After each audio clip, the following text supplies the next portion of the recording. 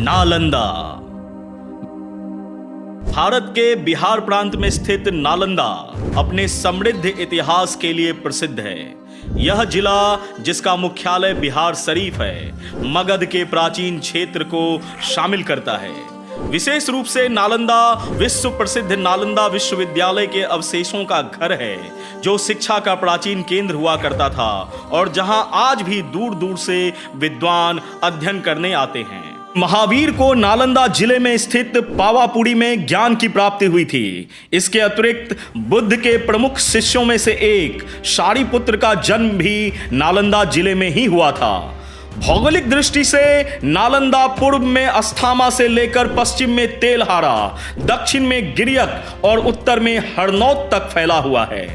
नालंदा विश्वविद्यालय सहित नालंदा के प्राचीन अवशेष दुनिया भर से पर्यटकों को आकर्षित करते हैं। इस जगह पर विश्वविद्यालय के खंडहर, एक संग्रहालय, नव नालंदा महाविहार और ह्वेनसांग मेमोरियल हॉल शामिल हैं, जो देखने लायक प्रमुख जगहों में हैं। राजगीर, पावापुरी, गया और बोध गया जैसे आसपास के क्षेत्र भी प्रमुख तीर्थ स्थल हैं।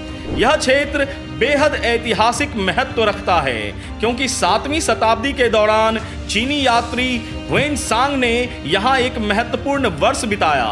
भगवान बुद्ध ने सम्राट अशोक को नालंदा में ही शिक्षा दी थी और यहाँ तक कि महावीर ने भी इसी क्षेत्र में निवास किया था। नालंदा का एक विशेष क्षेत्र है राजगीर। यह क्षेत्र बेहद खूबसूरत है। 5 पहाड़ियों से घिरा हुआ यह खूबसूरत क्षेत्र आसपास नहीं बल्कि पूरे विश्व से पर्यटकों को आकर्षित करता है। बिंबिसार के शासन के दौरान बनाए गए गर्म झरनों और चीनी और जापानी मंदिरों सहित कई मंदिरों को प्रदर्शित करता जिले में बिहार शरीफ में जामा मस्जिद भी है, जो एक प्राचीन और विशाल जामा मस्जिद है।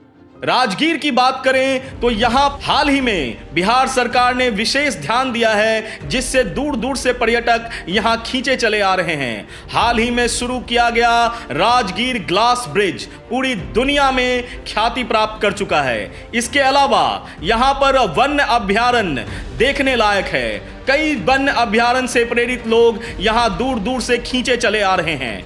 नालंदा विश्वविद्यालय के अवशेषों को अलेक्जेंडर कनिंघम द्वारा फिर से खोजा गया था, जिसकी स्थापना गुप्त राजवंश के दौरान 5वीं शताब्दी में हुई। यह हर्षवर्धन जैसे शासकों के संरक्षण से फलता फूलता रहा। दुर्भाग्य से 12वीं शताब्दी में तुर्क आक्रमणकारी बख्तियार खिलजी ने विश्वविद्यालय को नष्ट कर दिया था। पुरातात्विक स्थल 14 हेक्टेयर में फैला हुआ है, जिसकी संरचनाएं मुख्य रूप से लाल पत्थर से निर्मित है। मुख्य इमारत एक महत्वपूर्ण संरचना से बनाई गई है और हाल की खुदाई में साइट की संरचनाओं और लेआउट के बारे में बृहत रूप से जानकारी मिली है। नालंदा नव नालंदा विहार का भी एक घर है, जो पाली सहित बौद्ध अध्ययन पर ध्यान केंद्रित करने वाला एक शैक्षणिक संस्थान है। ह्वेनसांग मेमोरियल हॉल चीनी तीर्थयात्रियों के लिए योगदान का स्मरण कराता है। बुद्ध के बेहद करीबी और बेहद प्रिय शिष्य सारिपुत्र, उनका भी जन्म स्थान सिलाओ नालंदा में है, जो कि राजगीर और नालंदा के बीच एक गांव है। लोकप्रिय मिठाई खाजा यहाँ बेहद महत्वपूर्ण मानी जाती है। यहाँ छठ के रूप में बेहद महत्वपूर्ण त्योहार और उत्सव मनाया जाता है, जिसके दौरान एक विशाल मेले का आयोजन होता है, जो तीर्थयात्रियों और आगंतुकों को आकर्षित करता है।